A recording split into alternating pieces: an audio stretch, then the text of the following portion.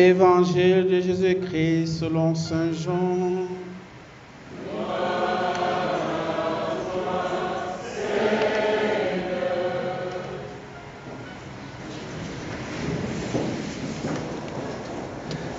En ce temps-là, il y avait quelqu'un de malade, Lazare de Béthanie, le village de Marie et de Marthe, sa sœur.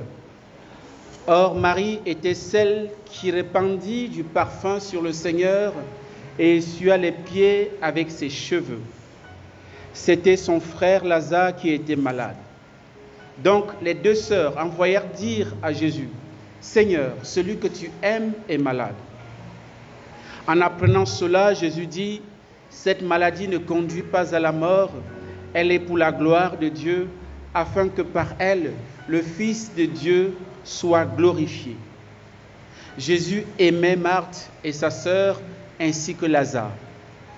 Quand il apprit que celui-ci était malade, il demeura 2 jours encore à l'endroit où il se trouvait. Puis, après cela, il dit aux disciples: revenons en Judée. Les disciples lui dirent: Rabbi, tout récemment, les Juifs là-bas cherchaient à te lapider et tu y retournes. Jésus répondit: n'y a-t-il pas 12 heures dans une journée? Celui qui marche pendant le jour ne trébuche pas, parce qu'il voit la lumière de ce monde. Mais celui qui marche pendant la nuit trébuche, parce que la lumière n'est pas en lui. Après ces paroles, il ajouta: Lazare, notre ami, s'est endormi, mais je vais aller le tirer de ce sommeil. Les disciples lui dirent alors: Seigneur, s'il s'est endormi, il sera sauvé. Jésus avait parlé de la mort. Eux pensaient qu'il parlait du repos, du sommeil. Alors il leur dit ouvertement: Lazare est mort, et je me réjouis de n'avoir pas été là à cause de vous, pour que vous croyiez. Mais allons auprès de lui. Thomas, appelé Didyme, c'est-à-dire jumeau, dit aux autres disciples: allons-y, nous aussi, pour mourir avec lui. À son arrivée, Jésus trouva Lazare au tombeau depuis 4 jours déjà.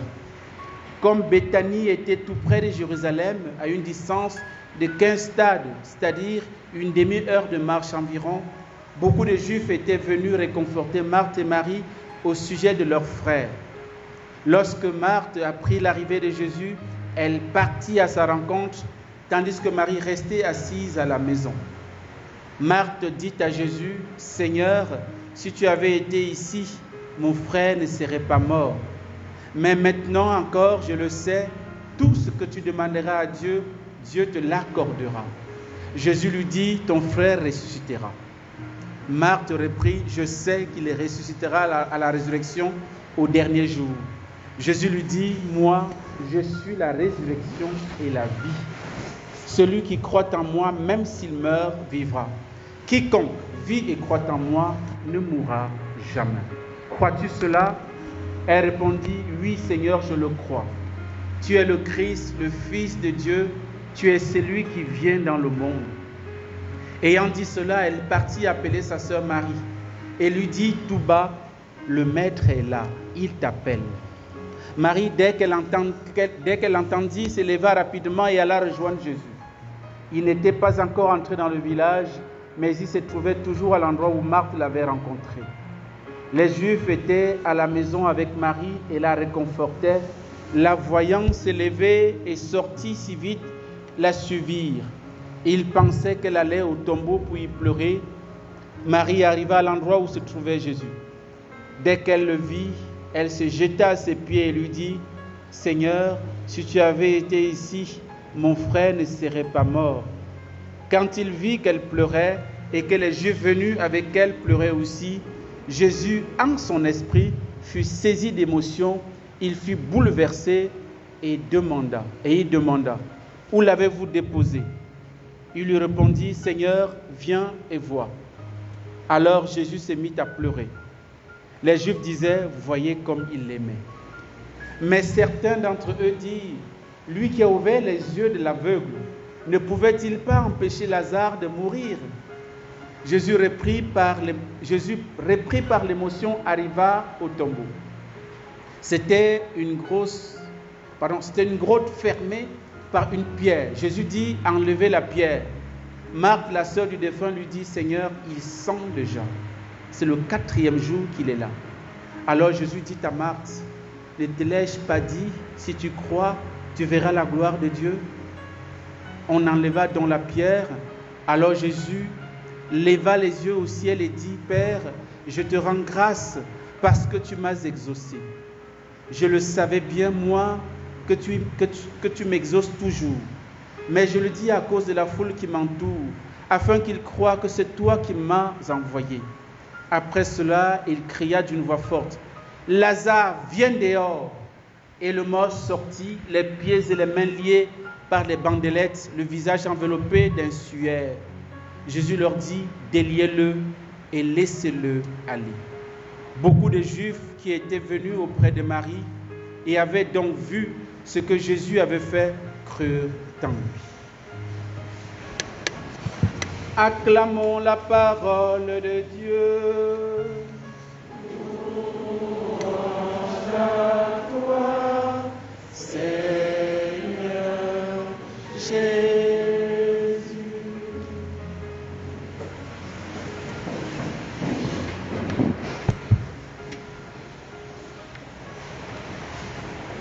Frères et sœurs, nous avons là un très bel évangile d'une richesse extraordinaire. On pourrait passer des semaines et des semaines à en partager le contenu. Et comme je le disais au début de la messe, nous sommes parvenus au dimanche appelé dimanche de la résurrection de Lazare. Après le dimanche de la tentation, dimanche de la transfiguration, dimanche de la samaritaine, dimanche de l'aveugle-né, que voilà, vous entendez, on entend ici, hein, il a ouvert les yeux à l'aveugle-né, à l'aveugle. Comment n'a-t-il pas pu sauver son ami Lazare de la mort? Un peu avec moquerie, évidemment. Et nous comprenons que ce 5e dimanche du carême est le déclic. C'est pourquoi le 6e dimanche nous introduit déjà dans la Semaine Sainte. Le 6e dimanche, c'est appelé le dimanche de la Passion. Autrement dit, le dimanche de la mort du Christ. Le point de départ de la Semaine Sainte, le point de départ du cheminement de Christ vers la mort. La dernière ligne droite, si on peut dire. Autrement dit, le miracle d'aujourd'hui, la résurrection de Lazare, sonne pour Jésus la fin de son séjour ou alors de son ministère. C'est le miracle qui va déterminer sa mort. Parce que quand on va lire la suite, le grand prêtre va dire il faut qu'un seul meure pour le peuple. Il le disait bien sûr avec une intention claire de tuer Jésus, mais en même temps il prophétisait. Il fallait qu'un meure pour le salut du monde, et c'est le Christ. Il a fallu la résurrection de Lazare pour provoquer la mort de Jésus. Quel paradoxe. Mais ce n'est pas ce qui nous intéresse aujourd'hui, puisque vous avez, durant ce carême, des thèmes qui meublent les homélies de ce dimanche pour vous former davantage, bien sûr, n'est-ce pas, à votre foi chrétienne, à la compréhension du mystère chrétien. Et je pense que c'est une chose bonne. Et ce dimanche, on doit aborder les péchés capitaux. Est-ce que si je posais la question comme ça, il y en a combien de péchés capitaux? Je peux avoir une réponse. Il y en a? Oui.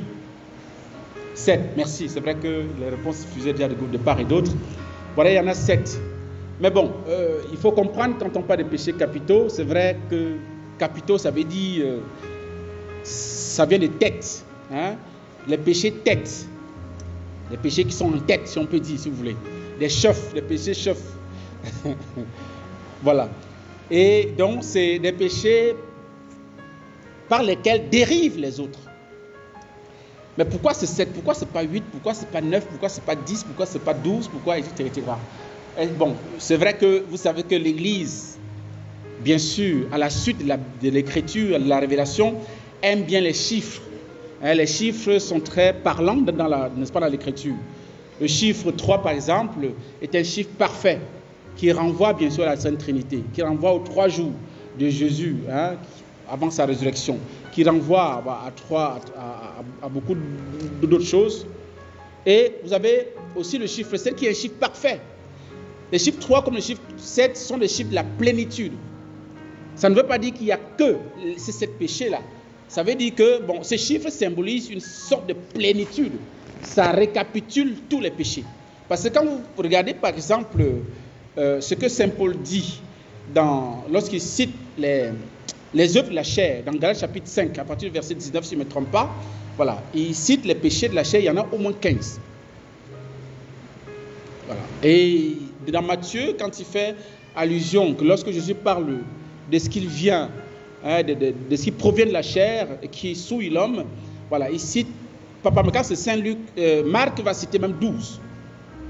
Voilà, donc c'est le chiffre 7, il faut le prendre de manière symbolique et c'est dire que c'est une indication certaine. Alors, d'où viennent les péchés capitaux? Et qui est celui qui, parmi nous, rassemble tous ces péchés capitaux? Est-ce qu'il y a certains parmi nous qui rassemblent peut-être moins et d'autres la totalité? C'est une question que je pose. Qui peut oser? Suspense. Il n'y a personne. Alors, il faut savoir que le péché, les péchés capitaux, chacun de nous en a. Tout le monde est rempli des péchés capitaux. Je suis désolé pour vous, mais c'est comme ça. On est tous remplis de ça. En fait, les péchés capitaux viennent d'où? Ça vient de ce qu'on appelle le foyer de concupiscence. C'est quoi la concupiscence? C'est une tendance vers le mal, une tendance à faire ce qui n'est pas bien. Nous sommes marqués par le péché originel. Et bien sûr, par le baptême, le péché originel est effacé. C'est purifié. Nous sommes libérés du péché originel. Mais on n'est pas libéré des conséquences du péché originel. Et ces conséquences-là, c'est ce qu'on appelle le foyer de concupiscence en nous. C'est une disposition que nous avons tous, qui nous pousse à choisir le mal. Lorsque nous sommes face à un choix entre le bien et le mal, nous avons la propension à choisir plutôt le mal. C'est une des conséquences du péché. Il n'y a qu'une seule personne sur terre qui n'a pas été habitée par ce foyer de concupiscence. C'est qui? Qui? Le Christ. Oui, c'est vrai. Le Christ, c'est... Bon, ça c'est vrai. Bon, le Christ même, c'est même autre chose. Le Christ, moi j'expliquais tout à l'heure, parce que depuis cet après-midi, ce soir, on peut dire, c'est fin de cet après-midi, je donne une retraite sur les âmes purgatoires, comme on a annoncé déjà ici, qui va se poursuivre demain. Et donc, le Christ est impeccable. Il est doté de ce qu'on appelle l'impeccabilité. Le Christ il n'est pas possible pour le Christ de pécher. C'est-à-dire que même s'il veut, il ne peut même pas vouloir pécher. Sa volonté est unie à sa divinité. Et comme Dieu est 3 fois saint, il n'y a aucune idée du mal en Dieu. Et donc, Jésus ne peut même pas rêver qu'il va pécher. C'est même pas possible. Il ne peut même pas projeter de péché. Mais donc, quand je demandais quelle est la seule personne qui n'a pas, c'est la Vierge Marie, effectivement. La Vierge Marie, elle n'a pas le foyer de concupiscence en elle. Pourquoi? Immaculée Conception. La conséquence de l'Immaculée Conception, c'est quoi? C'est préserver du péché, il faut préciser, du péché originel. Immaculée, c'est-à-dire que dès le sein maternel, dès le premier instant de son existence, le Saint-Esprit est venu immaculiser, je ne sais pas comment on appelle ça, le zygote ou bien je ne sais pas quoi, en fait, la Vierge Marie dans le sein de sa mère. Donc, elle n'a pas été touchée par le péché originel et donc, elle n'a pas le foyer de concupiscence comme vous et moi. Donc, elle avait toujours une tendance à choisir le bien. Une tendance presque naturelle chez elle de choisir toujours le bien. Mais, il y a une différence entre elle et le Christ. Le Christ est vrai Dieu, vrai homme. Lui, chez lui, il ne peut jamais pécher. Même s'il ne peut même pas vouloir pécher. Il est incapable de pécher pour Jésus. Mais la Vierge Marie pouvait pécher. Elle pouvait pécher pourquoi? Parce qu'elle est une créature. Jésus est créateur, ça change tout. Quand tu es une créature, tu as au moins une faiblesse sur le domaine, dans l'ordre ontologique, dans l'ordre de l'être, parce que tu reçois ton être d'un autre. Et donc tu as une certaine fragilité à ce niveau. Et c'est pourquoi Adam et Ève ont péché. Ils ont été créés sans péché. Hein? Adam et Ève étaient sans péché comme Marie. Mais ils ont péché. Pourquoi? À cause du fait qu'ils sont des créatures. Et qu'ils ont bien sûr, ils sont dotés de la liberté. Donc la Vierge Marie, avec sa liberté, pouvait pécher du fait qu'elle est une faible créature. Mais elle n'a jamais consenti au péché jusqu'au terme de sa vie sur terre. Amen. Voilà. C'était une introduction par rapport à nos péchés capitaux. Pour vous dire, donc, les péchés capitaux s'enracinent dans ce que nous avons en nous, qui s'appelle le foyer de concupiscence, qui est la conséquence du péché originel, que le baptême efface. Maintenant, essayons de voir rapidement, parce que si on doit développer chaque péché, il faut 7 dimanches. Hein? un dimanche par péché, mais on va aller rapidement. Donc, on va commencer par la paresse. Nous savons tous ce que c'est que la paresse. Hein? Ça, on n'a pas besoin de vous enseigner là-dessus. Voilà. C'est quelqu'un qui manque d'initiative, qui refuse les responsabilités, qui refuse de rendre service, qui refuse de travailler, en d'autres termes, de manière en français facile. C'est quelqu'un qui se laisse aller, paradoxalement, à toutes les impulsions. Un paresseux, c'est quelqu'un qui n'a aucune persévérance. Dès qu'il commence quelque chose, dès qu'il y a un petit obstacle, il abandonne. Lui, c'est quelqu'un qui, lui, ne veut pas de problème. Et il ne veut pas souffrir. Il ne veut pas souffrir. Bon, il ne sait pas qui aimerait souffrir ici. Mais bon, en tout cas, c'est pour dire que c'est quelqu'un qui est vraiment, qui n'aime pas se mouiller. Il n'aime pas se donner, il n'aime pas le sacrifice. Il est d'une inconstance extraordinaire. Et sa devise préférée, c'est « Je n'ai pas envie ». Je n'ai pas envie. J'ai pas envie. Donc, franchement, il est comme ça. C'est-à-dire, il fonctionne en termes de, dès qu'il y a un petit truc, non. Voilà, il change de côté. Donc, c'est quelqu'un comme ça.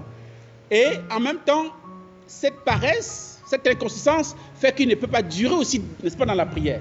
C'est quelqu'un qui vient à la messe et il regarde toujours la montre. Hein? Quand le curé prêche, il regarde la montre. Bon, je ne parle pas de moi, je ne parle pas de curé parce qu'il n'est pas là. Il regarde la montre. À quel moment il va finir? Vous voyez? Voilà. C'est quelqu'un qui n'est pas... Et même dans les relations interpersonnelles, c'est quelqu'un qui, dès qu'il y a... Lui, il tourne le dos. Il n'a pas le sens du sacrifice. Et donc, comment en guérir? Quel conseil on peut donner à quelqu'un de paresseux? Quelqu'un chez qui le péché capital, ce péché capital de la paresse est dominant. Alors, il ne faut pas faire des choses tout simplement parce que tu as envie. Il faut t'interdire de faire les choses parce que tu sens, parce que tu as envie de faire. Non.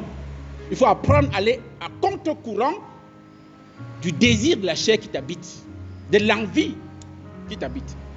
Il faut savoir tenir le cap. Dès que tu t'es engagé dans un travail, va jusqu'au bout, quels que soient les obstacles, parce qu'il n'y a rien de facile dans ce monde. Vous êtes d'accord avec moi, non? Il n'y a rien de facile. Même pour réussir à l'école, tu as besoin de bosser, mon ami. Aujourd'hui, vous avez les lumières. À notre époque, là, il y avait les lampes. On utilisait les lampes. Vous avez dit notre époque, là, c'est quand? Bon, je n'insiste pas. Donc, en tout cas, il faut persévérer dans ce que tu fais. Il ne faut pas laisser les événements te commander. Les événements ne doivent pas déterminer l'orientation de ta vie. Voilà. On a fini avec la paresse. On va attaquer un des péchés les plus capitaux, les plus courants. Qui connaît? La gourmandise. Hey.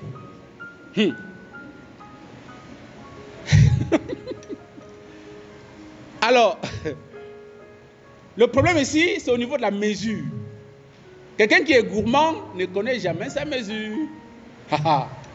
Lui, il est toujours dans la démesure. Dans le trop-plein. Surtout si c'est les deuils ou les machins, funérailles ou bien anniversaire, hey, baptême, tout ça. Non, toi aussi, c'est gratuit, non? Donc, chacun se gère. Voilà. On est dans la démesure. On aime manger. Et la devise des gourmands, ça semble être vivre pour manger. On vit pour manger. On ne mange pas pour vivre, mais on vit pour manger. Voilà. Qu'est-ce qu'on peut leur conseiller pour s'en sortir? C'est de tester le jeûne. Et le carême est bien indiqué. Nous y sommes. C'est le moment de tester, d'essayer de dire, bon voilà, on va gérer un peu ce péché-là, la gourmandise-là. Hein? On va jeûner. On va jeûner. Voilà. Ça commence là. Donc avec ça, on peut arriver progressivement, grâce au jeûne, à maîtriser son corps, avoir le sens de la mesure. Savoir dire à son ventre, mon ami, là tu es plein. Ou bien même si tu me réclames à manger, il n'est pas encore l'heure de manger, tu vas attendre. Discipliner son estomac. Voilà le conseil qu'on donne à ceux qui ont tendance à la gourmandise. Voilà. Maintenant, on passe à la luxure. La luxure, c'est tout ce qui touche à la sensualité, au plaisir. C'est le rapport au plaisir. C'est un dérèglement. Et pour les gens qui vivent pour les luxurieux, ça se dit, sont les gens pour qui le plaisir compte, le plaisir personnel compte avant tout. Et pour eux, bien sûr, la sexualité qui est quelque chose de sacré peut devenir quelque chose de déréglé. Parce que le Seigneur a voulu, bien sûr, la sexualité comme un acte créateur, un acte qui permet à l'homme de participer à l'ordre de la création. Donc, le vice qu'est la luxure est une sorte de recherche effrénée du plaisir. Et leur devise, évidemment, c'est mon plaisir avant tout. Je cherche d'abord le plaisir personnel. Mon plaisir avant tout. Ça, c'est leur devise. Et qu'est-ce qu'on peut leur conseiller pour qu'ils puissent se régler, s'ajuster à la volonté de Dieu? C'est de travailler et demander la grâce de la chasteté. Et la chasteté, ça ne touche pas seulement à la sexualité, ça touche, comme je l'ai dit, sur le rapport au plaisir en général. La manière dont tu manges ton plat préféré, surtout quand tu as faim. Comment tu manges ça? Est-ce que tu manges avec discipline, avec sérénité? Est-ce que tu dévores? Et tout ça, ça touche la dimension de la chasteté, la maîtrise de soi. Être capable, voilà, de maîtriser ton corps, ta sensibilité, ton désir, ta soif, ton besoin. Et donc, il faut que ces personnes-là travaillent cette dimension de la chasteté pour tempérer leur désir de la luxure. Voilà. On passe à la colère. C'est aussi très courant. Bon, il faut dire que la colère n'est pas en soi, comme les péchés capitaux. Hein. En soi, nous sommes tous dépositaires de ça. Mais c'est lorsque c'est nourri que ça se multiplie. Vous comprenez? C'est un vice que nous avons tous, qui est comme latent, qui est comme endormi, entre guillemets. Et c'est ce que nous faisons qui réveille plus ou moins tel ou tel péché et qui le développe en nous. Donc c'est une disposition que nous avons tous. Donc la colère, ce qu'il faut savoir, c'est que c'est une mauvaise conseillère. La plupart de nos décisions sont prises dans la colère. Alors que ça devrait être l'inverse, frères et sœurs. Ne prenez jamais une décision quand vous êtes en colère. Jamais. Parce que vous êtes dans un état second. Vous êtes dans un état de blessure, de déception, de trahison. Et si vous prenez une décision à ce moment-là, ce n'est pas une décision éclairée, ce n'est pas une décision réfléchie. C'est le sentiment qui est là, c'est l'émotion qui parle. Ce n'est pas vous, ce n'est pas la conscience droite qui parle. Vous n'avez pas le recul nécessaire pour juger la chose et puis prendre la bonne décision. Je ne te parlerai plus jamais, c'est fini. Ah. Et quand tu dors, le matin, tu te rends compte que tu es plus apaisé. Et quand tu fais la relecture de ce qui s'est passé, tu te dis, mais pourquoi je suis arrivé à dire ça? Pourtant, tu l'as déjà dit. Vous voyez? La colère nous fait faire des gaffes terribles. Donc, il faut qu'on travaille à la maîtrise, n'est-ce pas, de soi aussi par rapport à ça.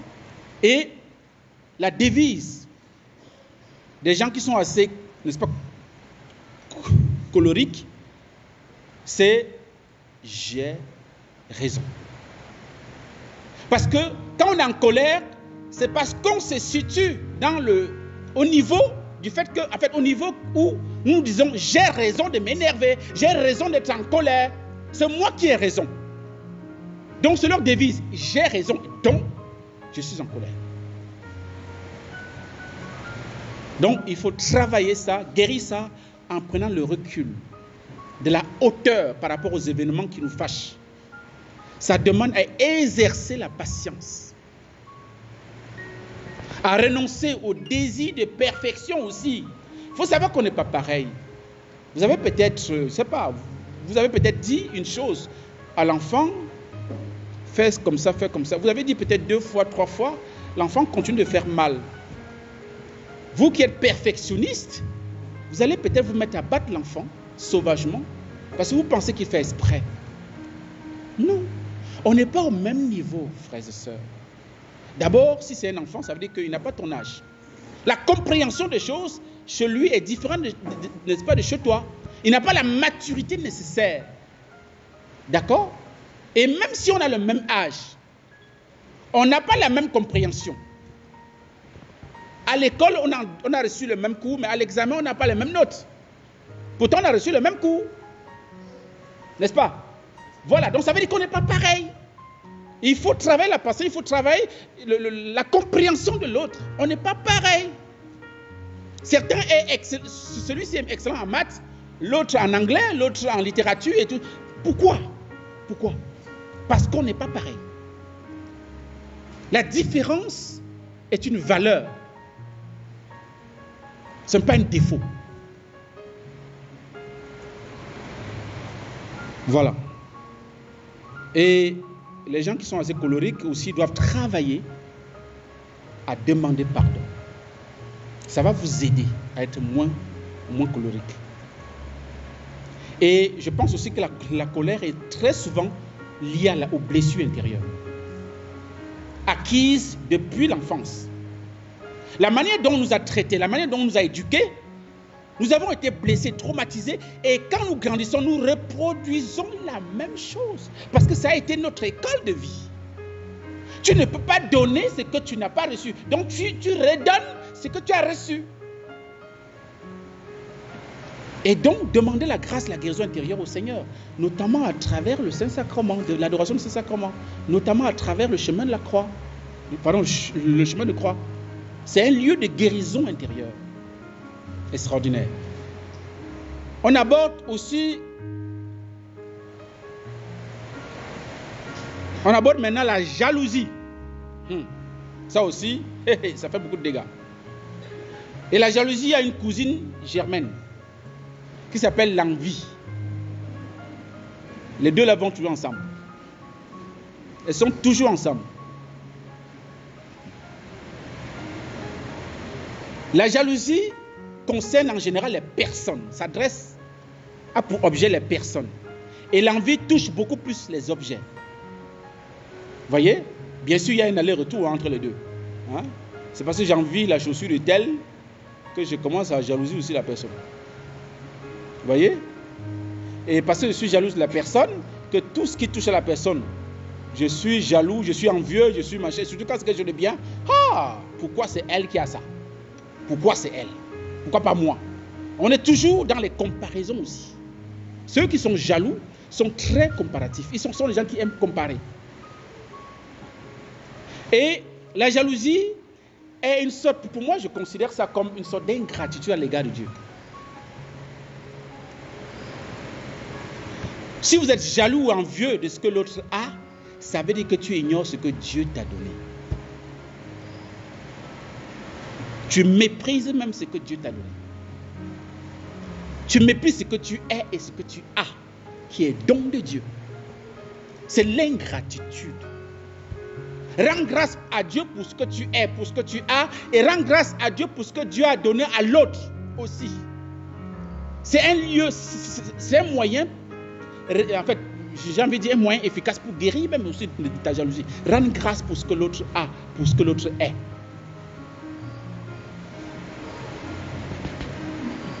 Refusez les comparaisons.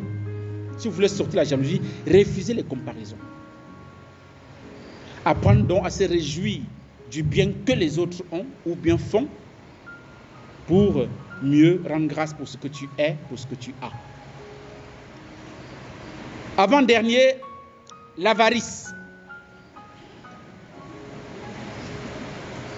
Les gens qui sont avares là, il y en a beaucoup dans l'assemblée. Chez moi, on appelle les freins à main. C'est ceux qui ont le frein à main. C'est au Cameroun. Ils appellent les gens qui sont avares, qui sont chiches là. On les appelle les gens qui ont le frein à main.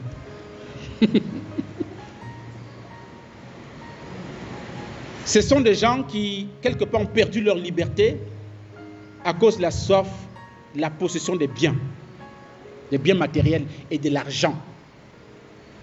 Ce sont des gens cupides. Avoir toujours plus. En fait, je n'ai pas donné la devise de la jalousie. Hein. C'est rien qu'à moi. Hein? Quelqu'un de jaloux, c'est quelqu'un qui veut. Sa devise, c'est rien qu'à moi. Voilà, rien pour l'autre. Rien qu'à moi. Et la devise des gens avares, c'est toujours plus. Ils ne sont jamais rassasiés. Ils n'ont jamais assez. Vous prenez les milliardaires là. Vous pensez qu'ils s'arrêtent de chercher l'argent? Non. Alors qu'avec les milliards qu'ils ont là, ils peuvent cesser de travailler. Rien que les intérêts là, les font vivre. De génération en génération. Mais ils vont tout chercher. L'amour de l'argent. C'est leur devise. Toujours plus. Et pour s'en sortir, il faut ouvrir les yeux autour de toi. Il faut cultiver l'esprit de partage. Il faut libérer le frein à main là. Il faut lâcher. C'est pas. Lâche. Partage. Et nous sommes dans le temps de carême. C'est un temps de partage extraordinaire. C'est un temps où, voilà, on nous invite à partager, à faire le monde autour de nous. C'est un des piliers du carême. C'est aussi, et il faut savoir que l'avarice touche aussi le fait, la peur du lendemain. Hein, c'est un peu ça. On n'a pas confiance en Dieu. Je veux dépendre de ma sécurité personnelle. Donc, je dois avoir mon compte en banque bien fourni. Là, je n'ai pas peur de l'avenir. N'importe quoi. Compte sur Dieu. C'est Dieu qui t'a créé, il s'occupe de toi. Demain lui appartient. Il s'occupera de toi demain. Matthieu 6, 33, 34. Cherchez d'abord le royaume de Dieu et sa justice, et le reste vous sera donné. Occupez-vous. Ne vous occupez pas du lendemain. Demain s'occupera de lui-même. Matthieu 6, 34. Dernier péché capital, l'orgueil. Il y a un auteur qui disait, l'orgueil c'est le capitaine des capitaux. Celui qui porte le brassard, en fait, sur les 7. Celui qui porte le brassard. C'est la certitude de se suffire à soi-même pour accéder au bonheur. Je n'ai pas besoin de qui que ce soit. Ce vice invite à passer de Dieu, enfin à se passer de Dieu et des autres. Il pousse à ne jamais demander d'aide, à jouer, voilà, les forts, les tout-puissants pour réussir. Et la devise, c'est moi d'abord. Moi d'abord. C'est un égoïsme, voilà, accentué. Moi d'abord. Pour en guérir, il faut prendre conscience que nous sommes des êtres limités. On est des créatures. La Vierge Marie, qui est Immaculée Conception, n'a pas manqué de dire « Je suis la servante du Seigneur, qui me soit fait selon ta parole.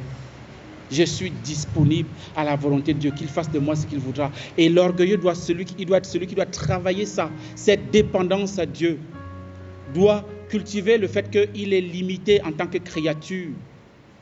La véritable humilité qui consiste à reconnaître que l'homme dépend toujours de Dieu et même des autres. Et c'est le sens de la des différences qui y a entre nous. Voilà, nous devons travailler à comprendre que si je suis différent de l'autre, c'est pour que nous soyons complémentaires. Si on est pareil, on n'a pas besoin de l'autre. Si tout le monde était boulanger, qui va acheter la sardine? Ou bien, qui va vendre n'est-ce pas, la sardine? Nous devons manger le pain sec. D'accord? C'est parce qu'il y a des boulangers, il y a ceux qui ont l'alimentation, qui vendent telle chose, il y a ceux qui baissent le poisson, il y a ceux qui font cela, que voilà, on est complémentaires de manière sociétale et on se complète mutuellement. Voilà, que le Seigneur nous aide à travers ces dimanches, à travers la résurrection de Lazare que le Seigneur nous manifeste aujourd'hui et qui est l'exaucement du Père à l'égard de son Fils. Que le Seigneur nous aide, nous aussi, à nous ajuster à sa volonté. La semaine prochaine, nous rentrons dans, comme je l'ai dit, dans la semaine sainte, à travers le dimanche de la Passion, que nous puissions suivre le Christ avec ses désirs ardents, c'est de pouvoir le permettre de nous libérer de tous ces vices-là, de tous ces péchés, pour cultiver ce qu'on appelle les vertus. Il y a 7 dons du Saint-Esprit, n'est-ce pas? Vous connaissez, non, les 7 dons du Saint-Esprit, qu'on peut mettre en parallèle avec les 7 péchés capitaux. Voilà, on doit les cultiver, hein, le don de sagesse, intelligence, conseil, force, science, piété, crainte de Dieu. Tout ça on doit cultiver pour guérir nos vices, pour pouvoir grandir de plus en plus selon le regard de Dieu, pour pouvoir nous ajuster toujours plus à la volonté de Dieu, lui qui vise et règne pour les siècles des siècles.